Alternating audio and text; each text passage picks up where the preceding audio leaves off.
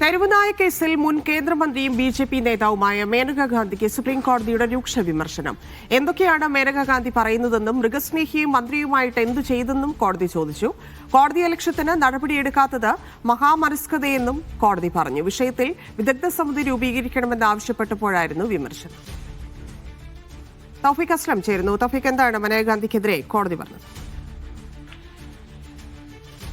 തന്നെ തെരുവുനായയുമായി ബന്ധപ്പെട്ടുള്ള case supreme കോടതി പരിഗണിക്കുന്നതിനിടയിലാണ് മേനകാ ഗാന്ധിക്കെതിരെ രൂക്ഷമായിട്ടുള്ള വിമർശനം സുപ്രീം കോടതിയുടെ ഭാഗത്തുനിന്നുകൊണ്ട് ഉണ്ടായത്. എന്തൊക്കെയാണ് മേനകാ ഗാന്ധി പറയുന്നതെന്നാണ് കോടതി ചോദിച്ചത്. കാരണം ഈ മൃഗസ്നേഹിയും ആ കേന്ദ്രമന്ത്രിയുമായിട്ട് എന്തു ചെയ്തു എന്നുള്ളൊരു കാര്യം കൂടി ഇന്ന് സുപ്രീം കോടതി ചോദിക്കുകയുണ്ടായി. ഈ കേസുമായി ബന്ധപ്പെട്ട ഒരു വിദഗ്ധ സമിതിയെ രൂപീകരിക്കണമെന്ന് മേനകാ ഗാന്ധിയുടെ അഭിഭാഷകൻ ഇന്ന് കോടതിയോട് ആവശ്യപ്പെടുകയായിരുന്നു. ആ സമയത്തായിരുന്നു ജസ്റ്റിസ് വിക്രംനാഥിന്റെ ഭാഗത്തുനിന്നുകൊണ്ട് ഇത്തരമൊരു വിമർശനം ഉണ്ടായത്. മൃഗസ്നേഹിയും ദീർഘനാൾ കേന്ദ്രമന്ത്രിയുമായിരുന്നിട്ട് ഈ വിഷയത്തിൽ എന്തു ചെയ്തു എന്നുള്ളൊരു തിരിച്ചൊരു ചോദ്യം കോടതിയുടെ ഭാഗത്തുനിന്നുകൊണ്ട് ഉണ്ടാവുകയായിരുന്നു. ഈ വിഷയത്തിൽ സുപ്രീം കോടതി എടുത്ത തീരുമാനങ്ങൾക്കെതിരെ നിരന്തരം മേനകാ ഗാന്ധി പലതരത്തിലുള്ള വിമർശനങ്ങൾ ഉയർത്തിയിരുന്നു. അതുകൊണ്ട് തന്നെ കോടതിയലക്ഷ്യത്തിന് ആ കേസെടുക്കേണ്ട ഒരു സ്ഥിതിയിലേക്ക് എത്തിയിരിക്കുകയാണ്. എന്നാൽ കോടതി അതിലേക്ക് എത്താത്തത് കോടതിയുടെ മഹാമനസ്കതയെന്നുകൂടി ജസ്റ്റിസ് വിക്രംനാഥ് പറയുകയുണ്ടായി.